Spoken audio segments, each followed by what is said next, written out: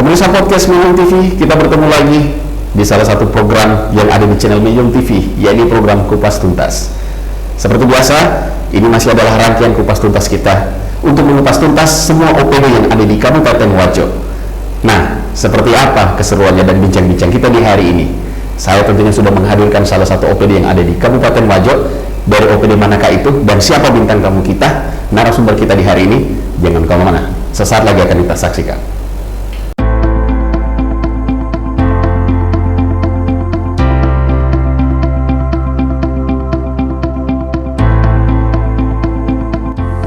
Kupas Tuntas. Assalamualaikum warahmatullahi wabarakatuh, pemirsa podcast Medium TV.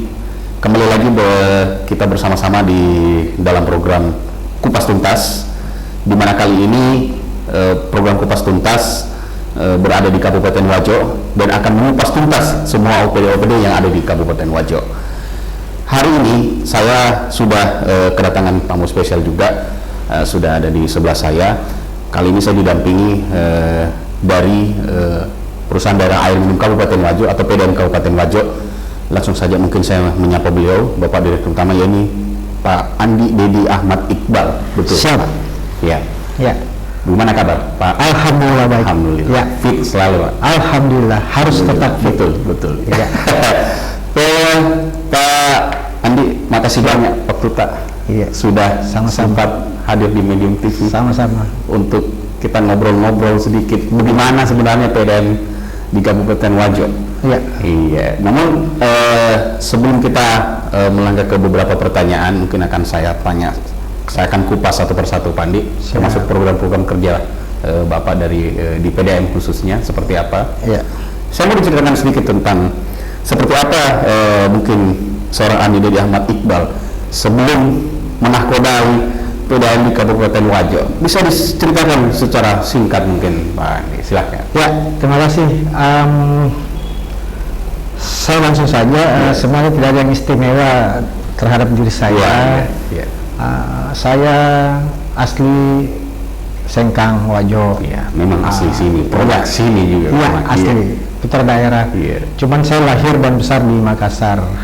Iya. TK di Makassar, SD di Makassar, sampai kelas 5 Iya. di SD Mangkura. Kemudian orang tua bapak Iya. pindah tugas kembali ke kampung halaman. Iya. Maka ikutlah kami Kembali.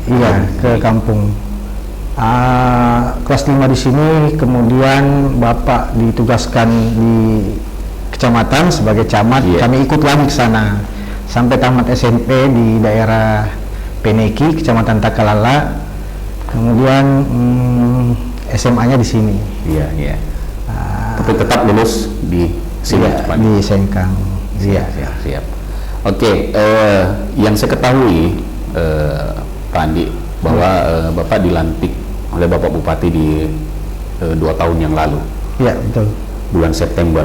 Betul. Jadi bulan kemarin ini baru-baru memasuki 2 tahun periode sejak Bapak Tahun menjabat. kedua. Tahun kedua. Ya. Iya.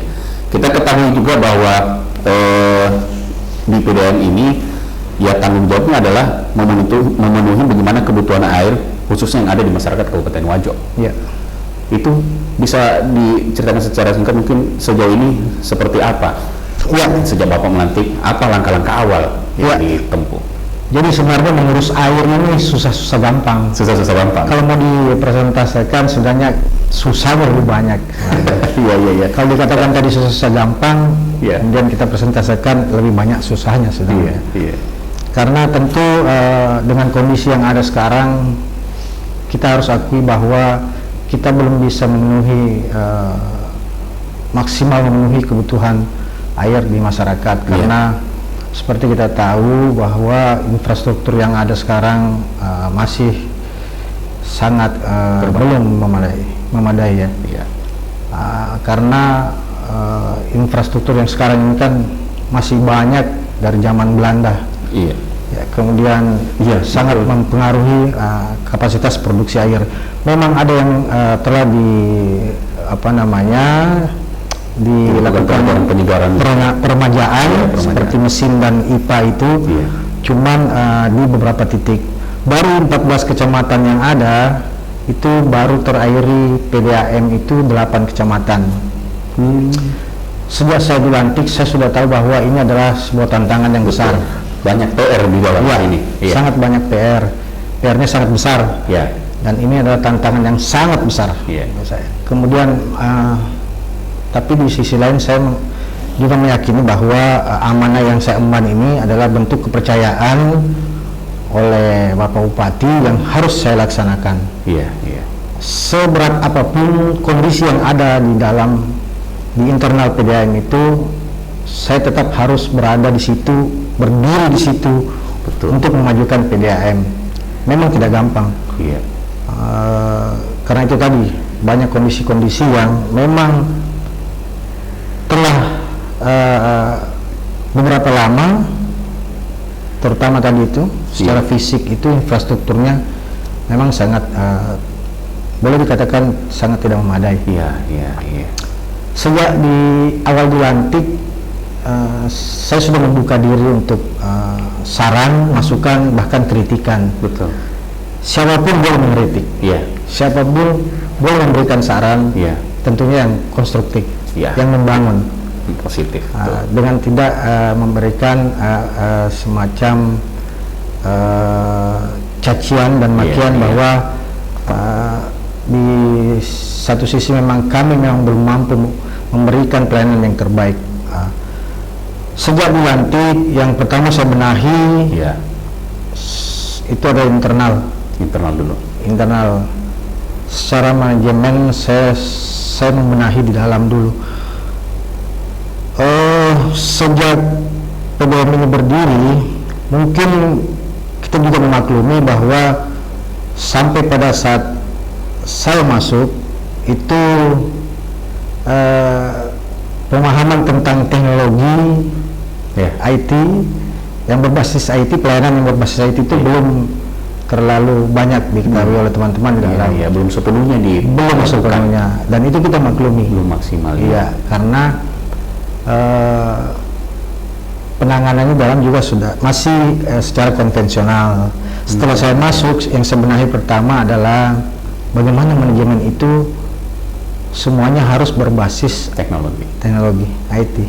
Salah satu contoh adalah perubahan status golongan pelanggan. Itu kan sangat rumit kita deteksi. Iya. Ketika saya masuk itu jumlah pelanggan itu ada di angka sekitar 16.000 lebih pelanggan. Sekarang sudah 19.600. Iya. Dulu saya mendeteksi kebocoran dari dalam itu ada 2. Iya. Gimana caranya? Pertama kebocoran manajemen. Oh, kedua ada juga kebocoran. Ada. Iya. Kebocoran fisik. Iya. Iya, itu teknis kalau fisik. Iya.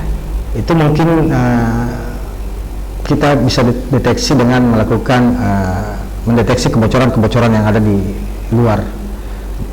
Kalau kebocoran manajemen ini sangat banyak dipengaruhi oleh bagaimana kita tidak mampu mendeteksi sebuah kebocoran perubahan status pelanggan itu. Iya. Contohnya seperti ini. Iya. Bisa dijelaskan mungkin? Iya. Ada satu pelanggan yang golongannya atau status pelanggan golongannya itu statusnya RTB, rumah tangga biasa. Iya. Ketika pada perjalanannya mereka memanfaatkan pekarangannya membuat satu usaha, itu mereka mengajukan situ. Surat izin tempat usaha, membuat warkop, rumah makan dan sebagainya. Ketika izinnya terbit, situnya terbit, mereka tidak lapor ke PDAM. Jadi PDAM tidak tahu kalau yang bersangkutan itu sudah harus berubah golongan status pelanggannya. Dari RTB kemudian ada usaha, itu jenisnya MDB. Jadi naik status ceritanya juga. Naik status, kemudian hitungan kubikasi pemasang air berbeda kan. Itu yang kita deteksi. Iya. Bagaimana caranya kita mendeteksi itu? Saya membuat suatu aplikasi, Iya. Iya. kemudian bekerja sama dengan Sintap, PTSP. PTSP. Iya kan? Kita interkoneksi. Ketika suatu pelanggan ingin membuat usaha, Iya. itu sudah terbaca bahwa pelanggan tersebut Ya, jadi akan ketika- mengajukan izin usaha. Ya. Sudah terdeteksi kalau Ya, ini kemudian kami menaikkan status golongannya itu melalui by system aplikasi. Itu yang pertama, itu yang saya rubah pertama. Iya. Kemudian semua sistem pembayaran itu kami kerjasamakan dengan bekerja sama dengan MKM pihak ketiga. Oh iya. Iya, seperti contohnya semua perbankan itu Iya. tidak ada lagi yang tidak bisa ditempati untuk membayar Bayar. PDAM, tagihan PDAM. Iya. Semua bank Iya. yang ada di Sengkang, Wajo, Bank BTPE, Bank BTN, Hasa Mitra, BNI, BRI Mandiri, semua bank dengan hanya menggunakan aplikasi di handphone. Ya kan? Iya. Kalaupun di kecamatan yang masih belum terlalu asing, maksimal iya, teknologi. iya, teknologinya, Iya. itu kan bisa langsung membayar ke loket BRI. Iya. Itu bisa juga melalui ATM. Iya. Itu kita kerjasamakan seperti itu. Iya, iya. Kan di pedesaan itu banyak BRI, jadi kita juga kerjasama dengan BRI. Iya. Begitu juga dengan retail, Iya. Indomaret, Alfamidi, Alfamart, Iya. kemudian blibli.com, Bukalapak, Iya. link aja, Iya. semua kami kerjasama. Oh iya iya. Jadi tidak ada Jadi sudah alasan, bisa. iya, tidak ada alasan lagi sebenarnya Untuk menunggak. untuk menunggak, karena pertama saya masuk dilantik itu tunggakan ada di angka 2,4 sampai 2,5 M. Iya iya. Oh, ini sudah fantastis sekali. Iya. Ya. Sekarang ini alhamdulillah karena kita juga MOU dengan kejaksaan, Iya. Datum, Iya. itu kita kerjasamakan, jadi tunggakan yang lama Iya. Itu sudah. itu ditagih oleh Datum. Kita MOU itu. Iya iya iya. Dampaknya sangat signifikan ya, penurunan tunggakan itu. Sekarang sudah ada di angka 1,7, 1,8. Iya, iya, iya. Iya. Jadi salah satu cara yang kami berinovasi di dalam itu yaitu. Kami juga tidak mau terjebak di situ karena PDAM ini kan beda dengan OKP, OPD ya. Iya. OPD apa OKP. Kalau instansi OKP itu begitu ketuk palu di DPR, Iya. mereka punya anggaran. Betul. Sementara kami di PDAM ini Iya. tidak pernah memakai anggaran APBD dan Betul. apalagi APBN. Betul. Operasional kami itu murni dari pelanggan. Iya. Murni Nah, dari tagihan-tagihan iya. tertagih ya. Maka kami fokusnya di situ, tagihan itu satu. Betul. Setelah tadi itu ya, Iya. membenahi manajerial kita di internal, manage itu, Iya. kita lakukan langkah kedua bahwa tunggakan ini harus kita turunkan. Target kita sih 50%, Iya. karena memang agak susah juga. Ada beberapa pelanggan juga ketika ditagih sudah tidak berdomisili Di tempat itu. rumah itu. Iya. Oh iya, mungkin ada yang pernah kontrak di Ada situ. yang kontrak, ada apa, terus ada yang pokoknya rumah kosong dan sebagainya. Iya, itu iya, agak sedikit susah ditagih. Iya iya iya iya. Saya kira itu Iya. tahap awal yang saya lakukan di PDAM. Iya. Kalau sistem jemput bola mungkin ada juga Pak, Iya. dilakukan untuk misalnya kayak kan pasti ada tagihan-tagihan pelanggan mungkin yang bandel yang Iya. harus kita jemput langsung di rumah Iya.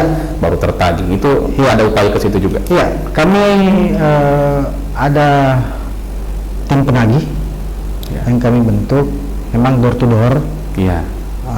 yang langsung menagih ke rumah-rumah, kemudian bekerja sama juga dengan beberapa pihak seperti pemerintah desa dan kelurahan Iya. setempat. Iya.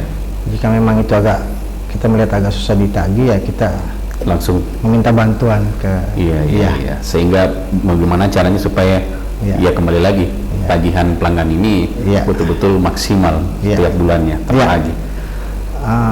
Ya itu. Kemudian dari sisi pelayanan, Iya. apa yang telah kami lakukan di PDAM selama kurang lebih 2 tahun ini,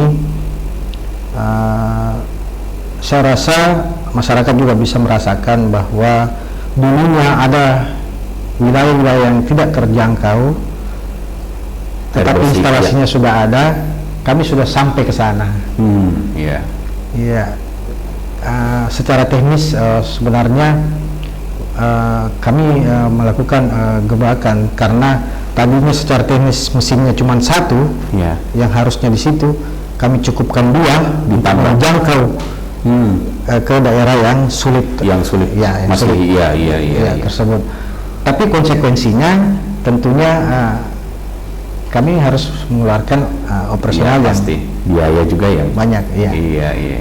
Listrik kami meningkat 3 kali lipat, kemudian BBM, apalagi kondisi seperti Iya. Kendala yang terbesar yang kami hadapi adalah tarif dasar yang kami pakai sekarang ini itu adalah tarif dasar yang 11 tahun yang lalu. Belum pernah ada belum pernah ada penyesuaian tarif. Kami masih menunggu SK dari gubernur karena ada penetapan tarif atas dan tarif bawah. Iya, pasti. Itu ada hitungannya berdasarkan mungkin kategori kayak tadi orang biasa ketika sudah punya usaha maupun pemilik yang usaha. Jadi kita nanti kalau setelah ditetapkan keluar SK gubernur itu kita berhitung di range-nya itu. Kira-kira kita idealnya bermainnya di yang bisa dijangkau oleh masyarakat kita. Apa yang kamu lakukan dengan yang saya sebutkan tadi itu sangat sejalan dengan tentunya visi dan misi dari program salah satunya air bersih oleh pemerintah Pamase. Betul. Itu ada kontribusi juga langsung program kerja prima. Iya, betul. Karena dari awal Pak Bupati mengatakan bahwa benahi PDAM, jadikan perusahaan PDAM itu sebagai perusahaan yang sehat, karena kita kan masih masuk di kategori kurang sehat. Jadi sehat, kurang sehat, tidak sehat. Nah, tidak sehat ini yang harus kita hindari. Betul. Dengan kondisi sekarang kita berada di kurang sehat itu jangan sampai malah merawat. Iya, betul. Karena ada beberapa PDAM yang di Sulawesi Selatan memang sudah kolaps, tidak sehat. Kita masih bersyukur sekarang masih ada di tingkatan itu. Dan audit BPKP terakhir tahun kemarin, kami hanya kurang 0,21% menuju ke PDAM yang sehat. Sedikit lagi. Apa indikator untuk supaya bagaimana mencapai 0,21 selisih yang tersisa ini? Apa yang dilakukan? Indikatornya kemarin kami tidak sampai ke sana karena cakupan pelayanan kami, cakupan pelanggan kami itu masih kurang. Nah, itu tadi yang saya bilang bahwa ini erat kaitannya dengan infrastruktur. Kami ingin menambah jaringan, memperluas cakupan layanan kami, pelanggan kami, tapi di satu sisi kami tidak punya anggaran untuk itu. Karena untuk memperluas itu dibutuhkan anggaran yang sangat besar. Tentunya tidak sedikit. Oleh karena itu Bapak Bupati sejak dilantik Pamase, beliau sudah intens sebenarnya mewujudkan bagaimana agar air bersih ini bisa dinikmati oleh seluruh masyarakat Kabupaten Wajo. Tapi pada waktu itu Pak Bupati setelah melakukan berbagai langkah, tiba-tiba kan COVID. Tiba-tiba datang COVID. Padahal beliau itu sudah pergi ke Jerman untuk menunggu langsung water treatment plant yang ada di sana, kemudian ingin bekerja sama dengan pihak Jerman untuk memasukkan teknologinya. Tapi tiba-tiba kan COVID. Semua anggaran itu direfocusing. Nanti di pertengahan 2021 itu alhamdulillah dengan komunikasi yang bagus antara Pak Bupati dengan salah satu wakil rakyat kita di DPR RI, yaitu Pak Andi Iwan Aras. Alhamdulillah tahun ini kita di Wajo khususnya PDAM ini mendapat bantuan program yang dinamakan WTP, Water Treatment Plan. Wah, iya. Seperti apa? Itu teknologi yang baru ya. Iya. Itu semua nanti akan baru, baik IPA-nya, jaringannya, semua, dan sudah diremajakan. Iya. Betul sekali. Dan kapasitas yang akan dibangun itu cukup besar. Awal perencanaan itu dulunya 210 liter per detik. Setelah diadakan kajian bahwa walaupun tidak 210 liter per detik, juga akan mencakup semua layanan. Maka diambillah kesimpulan setelah melalui kajian itu menjadi 150 liter per detik. Itu kita bisa mencakup. Insya Allah, karena kita juga akan dibantu dengan pemanfaatan air baku bendungan Paselorang. Itu juga 145 liter per detik. Berarti kita sudah punya kapasitas produksi nantinya itu diangkat di 195 liter per detik. Dan dari 14 kecamatan nantinya hanya 1 kecamatan yang belum terairi nanti. Setidaknya ini sudah 13 kecamatan. Iya. Dan insya Allah akhir tahun ini programnya sudah mulai di lelang. Proyeknya sudah mau dilelang. Dan sekarang ini tahapan-tahapannya sudah berjalan. Pak Bupati memang sangat intens melakukan pemenahan khususnya di sektor air bersih. Dan saya rasa beliau sangat serius ya. Betul. Sangat punya concern, perhatian yang lebih untuk air bersih. Terutama kebutuhan bagaimana masyarakat Kabupaten Loji ini pokoknya merata mendapatkan air bersih. Sangat serius beliau. Siap. Untuk air bersih ini. Beliau tidak henti-hentinya mengingatkan kami bahwa terus mempush satker-satker yang memang membawahi air bersih ini. Iya. Kita kan ketahui bersama Pak Nirut bahwa itu dia air bersih ini adalah kebutuhan dasar masyarakat. Kalau saya menyebutnya hak hidup ya. Ini ibaratnya kalau kita mau pakai air ini untuk membunuh, ini senjata utama karena saking pentingnya air itu, artinya seperti itu. Betul. Memang apa yang digaungkan oleh Pak Bupati ini bahwa harus masyarakat bahkan di semua kecamatan ini harus betul-betul bisa merasakan air bersih memang jadi tantangan tersendiri seperti yang kita sudah sebutkan tadi. Lantas kalau boleh saya ketahui Pak Dirut, ketika misalnya terjadi keluhan-keluhan misalnya kayak ada masyarakat yang mungkin belum maksimal dalam mendapatkan pelayanan air bersih atau mungkin ada aduan-aduan yang terjadi di lapangan, itu adakah inovasi yang dilakukan dari PDAM? Karena seperti tadi Pak Dirut sudah singgung bahwa ini kan sekarang kita sudah berbasis teknologi. Nah, mungkin bisa diceritakan sedikit. Sejak awal dilantik memang saya sudah membuka ruang pengaduan di medsos. Nah, bukan zaman-zaman dulu itu kan ketika pelanggan mengadu kemudian agak telat penanganannya, mereka tidak komplain sampai di situ kan. Tidak ada follow up setelah itu.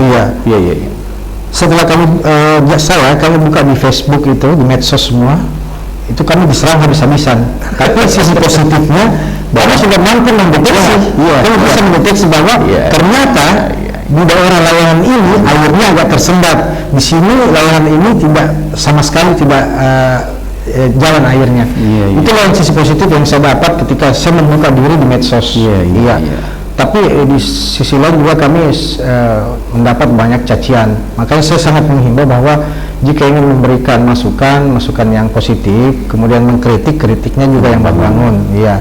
Jangan sambil hanya mencaci, tidak ada solusi. Karena kami ini penjual air loh. Kami ibaratnya pedagang, penjual air. Tidak ada pedagang yang tidak mau kasih laku barang-dagangannya.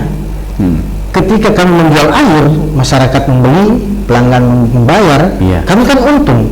Itu kan operasional kami kan di situ. Jadi jangan sampai ada pemikiran yang negatif bahwa kami tidak mau melayani dengan baik. Tidak, memang kami terkendala di infrastruktur yang saya sampaikan tadi. Existing yang ada sekarang itu kan 250 liter per detik. Itu dibagi ke 8 IKK kecamatan itu tadi. Dan idolnya sekarang sudah habis. Saya kasih analoginya begini. Kalau kita 8 orang mau minum, mungkin kita butuh 4 botol air mineral. Artinya 1 botol 2 orang. Bisa 2. Itu idealnya. Yang terjadi. Yang sekarang terjadi 8 orang mau minum, mau mempergunakan air, cuman ada 2 botol air mineral. Makanya itu yang dibagi sedikit-sedikit. Karena kenapa? Kapasitas produksi kami sudah tidak mampu lagi. Kapasitas produksi yang ada tidak berbanding lurus dengan pertambahan jumlah pelanggan. Itu yang terjadi sekarang, ditambah dengan infrastruktur kami itu yang sudah sebenarnya tidak memadai, bocor sana sini. Kita tambal di sini, nambal di sini, bocor di sana, nambal di sana, bocor di sini. Jadi itulah yang kami hadapi, tantangan kami. Betul. Jadi memang tidak bisa dipungkiri bahwa memang ketersediaan air yang ada saat ini di DPR memang masih belum bisa. Kalau air baku kami kan sangat melimpah. Betul. Ada sumur Langai, ada banyak tempe, tetapi untuk mengolah, memproduksi hingga bisa dapat menjadi air bersih, instalasi pengolahannya itu yang sudah tidak mampu. Ini harus diremajakan ya Pak. Itu yang harus diremajakan, dan alhamdulillah sudah ada. Pak Bupati bantuan dari. Pak Bupati sudah berhasil dengan turunnya anggaran itu, program WTP itu melalui komunikasi yang sangat baik, hubungan yang harmonis dengan wakil rakyat kita, yaitu Pak Andi Iwan Aras. Jadi ini sangat terbantu sekali tuh. Ini kan tahapannya sudah berjalan sekarang. Sebentar berjalan nih. Insya Allah kalau tidak ada halangan ya akhir-akhir tahun sudah ada lagi ini. Ada progres. Mungkin sudah bisa dilelang. Pengerjaannya kan tahun depan. Siap. 150 liter per detik itu 2 tahap loh. 100 liter per detik tahap pertama, 50 liter per detik tahap kedua. Nah, ini kan tidak semudah membalikan telapak tangan soalnya. Butuh anggaran yang sangat banyak. Sementara kondisi negara, daerah masih dalam recovery setelah pandemi. Semua serba recovery setelah. Dan bukan lagi saja yang begini. Semua daerah, semua provinsi di Indonesia, bahkan dunia kan. Karena kita kan bukan hanya terjadi di dalam negeri, ini kan wabah dari luar yang masuk ke sini. Dengan adanya ini kita terlalu jauh berbicara ini ya. Ini kan kita bicara dampak. Dampak terkaitnya dengan kita. Seperti perang di Ukraina dengan Rusia kan. Itu kan stabilitas ekonomi sekarang kan terganggu lagi. Pasti. Dan dampaknya sampai ke negara Indonesia. Sampai ke Indonesia pun ke daerah-daerah. Betul. Tapi yang satu hal yang kita syukuri bahwa tahapan water treatment plan, program air bersih Bapak Bupati itu sedang berjalan sekarang, sedang berproses. Dan itu masuk seperti yang tadi itu adalah program kerja nyatanya Pak Bupati. Dan sangat prioritas. Dan Pak Bupati sangat memprioritaskannya. Betul. Sangat memprioritaskan. Dikawal terus bagaimana caranya supaya ini bisa dinikmati betul. Kami di-push habis-habisan oleh Pak Bupati. Tiap hari pasti dimonitor. Tiap hari dimonitor. Tapi kan pelayanan kami sekarang adalah peningkatan. Bolehlah ditanya. Betul. Masyarakat mungkin kalau ada yang kurang puas mungkin 1-2 orang, mungkin subjektivitas dari saya, tapi itulah kenyataan yang terjadi. Bahwa memang yang dulunya tidak mendapatkan layanan sudah mendapatkan sekarang. Jadi saya pikir juga Pak Dirut bahwa yang Pak Dirut lakukan sejak awal menjabat hingga sekarang ini ternyata bukan hanya masalah air yang tersumbat, aduan pelanggan juga ada yang tersumbat. Sehingga dibukanya aduan itu mungkin begitu dibuka keran ini memang cacian mau keluar. Caciannya unek-uneknya sudah ditahu. Cacian makian, tapi sisi positifnya ya sudah tahu bahwa di daerah-daerah layanan ini titik-titiknya yang tidak terjangkau, yang tersendat, yang ada trouble. Dan kami dengan cepat, dengan sigap melayani itu. Tapi masyarakat kan kita maklumi juga bahwa masih banyak yang ingin segera dilayani. Ya, pokoknya mereka tidak tahu gitu. Iya. Bagaimana sementara SDM kita terbatas. Nah, itu dia. Iya, SDM rasio pegawai kita itu masih belum dikatakan ideal lah. Ideal. Nah, di satu sisi kita mau merekrut juga, tapi anggaran kita untuk mempekerjakan mereka kan tidak ada juga. Iya. Kecuali kalau memang nanti setelah water treatment plant ini berjalan, terrealisasi, itu kan sudah income-nya sudah bagus kan. Kita sudah bisa menuju ke perusahaan yang sehat, PDAM yang sehat. Betul. Ini kan yang sementara ingin dicapai juga. Iya. Baik. Saya juga ingin bertanya ini, selain kerjasama antar internal mungkin sesama tim yang ada di dalam tubuh PDAM, adakah sinergitas yang pada dilakukan kolaborasi dengan OPD-OPD lain, mungkin untuk membantu menunjang pekerjaan-pekerjaan dari PDAM itu sendiri? Pada saat krisis air tahun lalu, dikarenakan kerusakan di IKK Pamana itu kan, IKK Pamana itu kan melayani sebagian kota Tempe Sengkang ini. Pusat itu rusak. Iya. Pompa celupnya itu kan rusak di kedalaman 6 meter. Itu pengerjaannya kita estimasi 1 minggu, ternyata lebih, ada 2 minggu mungkin. Nah, ini pasti berhenti aliran ini. Iya. Makanya kami sangat terbantukan oleh dinas direktur rumah sakit umum itu yang mau meminjamkan armadanya untuk kita layani masyarakat, langsung membantu ke titik-titik lokasi yang membutuhkan air bersih. Iya. Itu kerjasama yang seperti itu yang kita lakukan untuk sementara ini karena kita kan pelayanan. Betul. Kita pelayanan. Dengan damkar juga kita kita bersinergi semua kok dengan semua OPD. Siap. Iya. Berarti memang tidak bisa juga ditepis kalau memang saling sinergitas antara setiap OPD. Memang bagaimana caranya supaya saling menutupi, terutama ketika ada kendala itu tadi, Pak Dirut. Betul. Karena masyarakat tahunya dapat air. Jadi ini kan mengurus PDAM ini kan sebenarnya sangat luar biasa. Iya, kompleks sekali masalah. Permasalahannya kompleks. Tapi di satu sisi yang kita ini keuntungannya, kelebihan kita ini kan masih memonopoli air. Beda dengan retail. Ketika kita tidak puas berbelanja di katakanlah Alfamidi, kan kita bisa pindah ke Alfamart. Ada pilihan. Alfamart ada Indomaret, ya kan. Tapi ketika berbicara air, tidak ada yang tempat lain selain PDAM untuk memenuhi kebutuhan air minum. Jadi mungkin memang dibutuhkan keseriusan dari semua pihak. Betul. Iya. Yang ada untuk betul-betul bagaimana melihat PDAM ini maju, terutama dari pemerintah, baik di pusat maupun di daerah. Jangan sampai kita kan masih monopoli. Jangan sampai PDAM tidak lagi memonopoli air. Kita kan bisa income kita, kemudian kewajiban ke pemerintah itu kan pembagian dividennya juga tidak ini lagi. Kebetulan kami di PDAM ini belum diwajibkan untuk membagikan dividen kan pemerintah karena kita masih statusnya itu tadi kurang sehat. Pelanggan kami sekarang kan di angka 19.660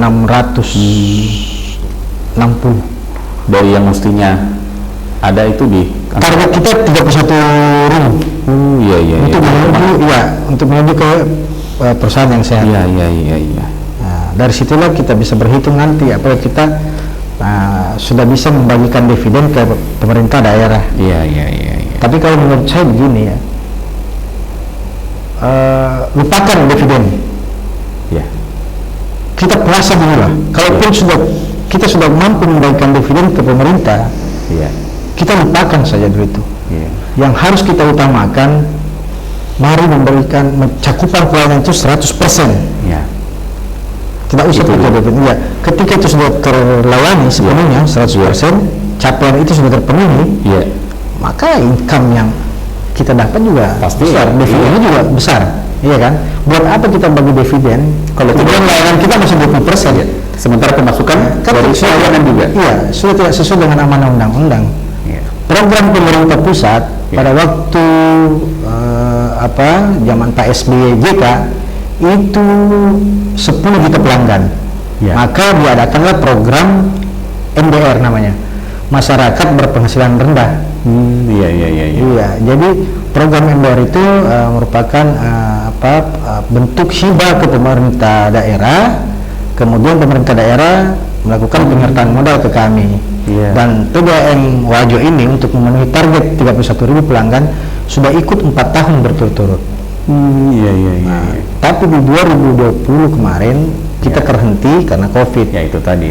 Karena itu tadi penyertaan modal itu kan sudah tidak bisa lagi dilakukan oleh pemerintah daerah. Tentunya memang tadi yang kita singgung ini memang sangat kompleks sekali masalah yang ada di PDAM. Tapi ya itu dia namanya pelayan masyarakat. Bagaimana caranya supaya tantangan itu kekurangan itu berubah menjadi tantangan. Ketika berbicara tantangan pasti ada yang ingin dicapai. Pak Dirut, kira-kira betul. Tantangan harus kita lewati. Tadi kan sudah kita singgung nih, ada beberapa mungkin yang kendala-kendala dihadapi di lapangan. Berarti yang paling besar memang menyita perhatian adalah infrastruktur tadi. Itu pasti. Atau ada yang lebih dari itu, mungkin kendala-kendalanya yang dihadapi selama. Saya rasa tidak ada. Bahwa ketika ada kendala teknis itu kan kita berbicara infrastruktur memang. Betul. Apa yang menyebabkan terjadinya tunggakan sampai sebanyak itu? Mereka pasti terkait dengan infrastruktur tadi. Mereka kan ogah-ogahan membayar. Katanya kita terus membayar setiap bulan, tapi kita sangat jarang mendapatkan air. Itu juga salah satu alasan buat mereka. Tapi saya yakin bahwa tahun ini setelah semuanya terrealisasi, program Pak Bupati, Water Treatment Plan, insya Allah tidak ada lagi. Dan itu seperti itu. Kita kembali ulang bahwa itu menjadi prioritasnya. Sangat. Pak Bupati sangat fokus dan prioritaskan itu. Itu janji Pak Bupati. Siap. Dan saya yakin janji itu akan terpenuhi. Baik. Pak Dirut, kalau misalnya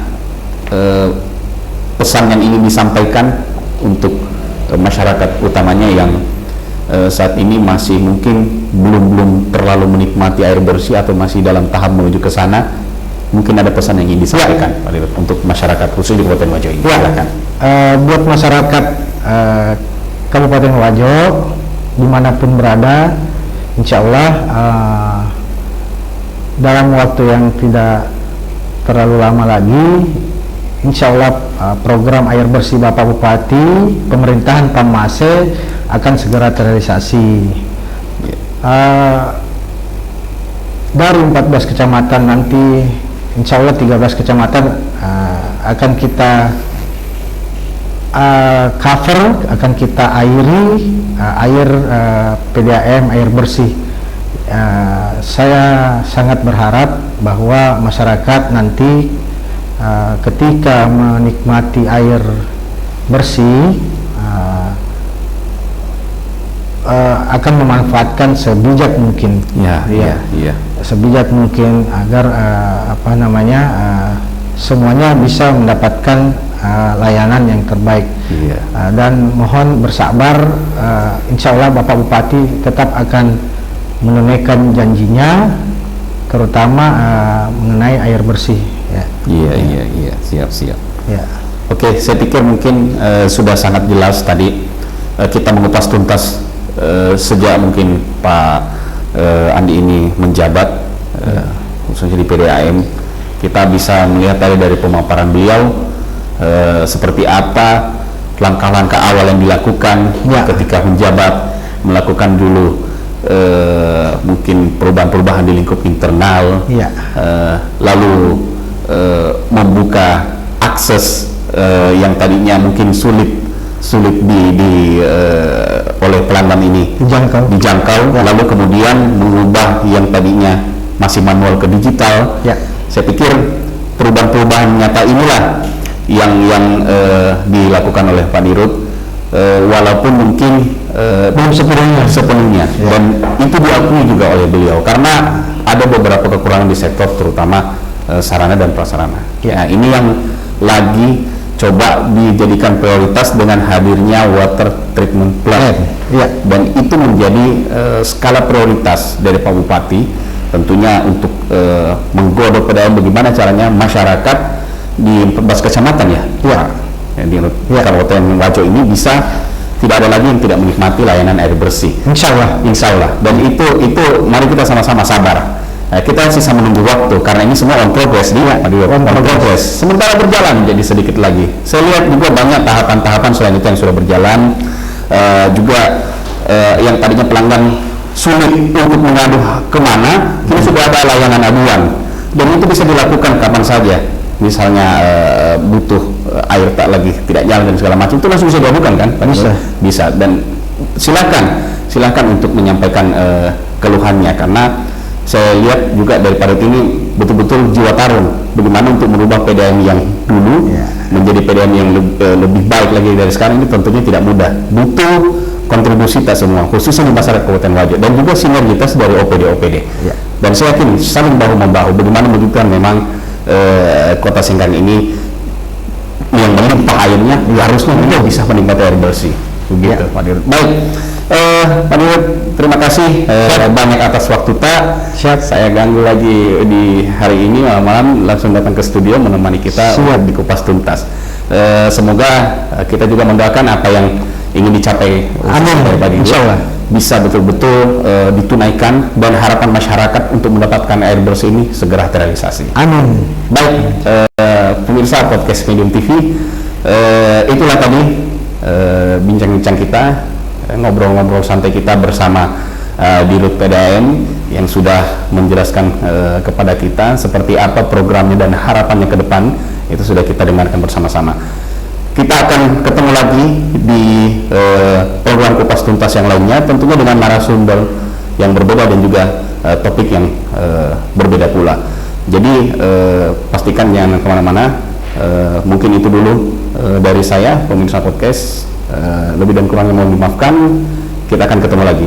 Assalamualaikum warahmatullahi wabarakatuh.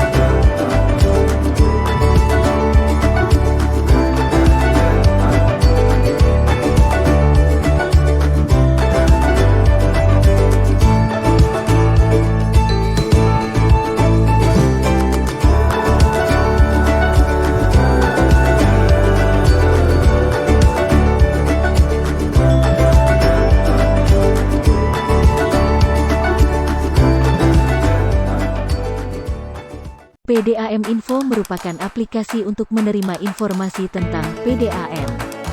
Aplikasi ini dapat digunakan oleh pelanggan air minum PDAM atau masyarakat umum dengan cara mendownload aplikasi PDAM Info di Google Play Store. Informasi yang diberikan aplikasi PDAM Info sangatlah beragam, salah satunya adalah pelanggan dapat mengetahui tagihan rekening air secara detail setiap bulannya. Tidak hanya menampilkan tagihan rekening air, pelanggan juga dapat melaporkan keluhan kepada PDAM melalui aplikasi. Pada aplikasi PDAM Info juga tersedia fitur pendaftaran untuk calon pelanggan PDAM yang ingin mendaftar menjadi pelanggan PDAM. Tak hanya itu, pada aplikasi PDAM Info, pelanggan juga dapat melakukan pembayaran tagihan rekening airnya. Dengan berbagai fitur yang diberikan oleh aplikasi PDAM Info diharapkan dapat memudahkan pelanggan melakukan pembayaran tagihan rekening air kapanpun dan dimanapun. Untuk masyarakat Kabupaten Wajo, silahkan download aplikasi PDAM Info agar lebih mudah, baik dalam hal pengaduan maupun pembayaran tagihan. Melalui link yang ada di deskripsi video ini.